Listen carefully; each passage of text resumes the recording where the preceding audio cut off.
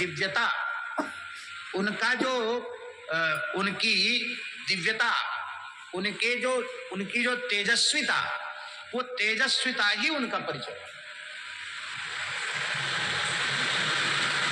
अभी परिचय तो नहीं कराया, पर श्री राम लक्ष्मण को देखकर जनक जी के सहित वहां जितने लोग थे विश्वामित्र जी को छोड़ के, वे सब के सब उठ के खड़े हुए। आखिर तो राम जी परब्रह्म परमात्मा है, उनके सामने किसकी सामर्थ्य है जो बैठा रह जाए। ऐसा होता। आपने एक घटना सुनी होगी, भारतवर्ष के प्रायः जितने तीर्थ हैं और तीर्थों के बड़े बड़े मंदिर हैं वो सब सरकारी हो गए हैं, सरकार के कब्जे में है सब।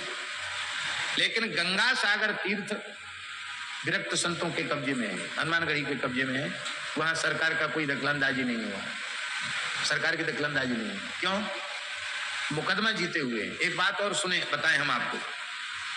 कपिल मुनि की मूल स्थापना जगतगुरु श्रीमदाचार्य रामानंदाचार्य भगवान के द्वारा की गई है।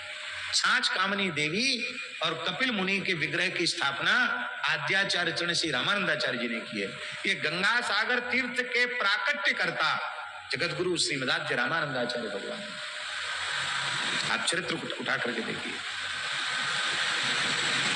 तो वहां पहले तो ऐसा होता था कि मेला का जब समय आता था तब अयोध्या से महात्मा जाते थे और वहां अनशन करते थे, छाछ कामनी देवी से प्रार्थना करते थे कि कपिल जी कहाँ हैं बताओ।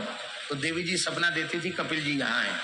तो विग्रह जो है वो समुद्र के ज्वार भाटा में कहीं रज में दब जाता था, तो जहाँ सपना होता था वहां खोद कर विग्रह निकालते थे और वहीं मिट्टी इकट्ठी करके चबूतरा बना के मेला मेला कपिल जी को पुजाते सिंदूर चढ़ा के, और इसके बाद फिर जो कुछ वहां मिलता राम जी की इच्छा से वो सब लेके अयोध्या जी चले। पुरानी परंपरा, सैकड़ों साल पुरानी परंपरा ये थी। बाद में फिर हुआ कि भाई अब समय बदल रहा है तो हम लोगों को यहाँ किसी न किसी को रहना चाहिए। तो फिर ये परंपरा बनी हनुमानगढ़ी में कि हनुमान जी के 4 पुजारी होते, 4 पट्टी है और 4 पट्टी के एक एक पट्टी का एक एक पुजारी होता है।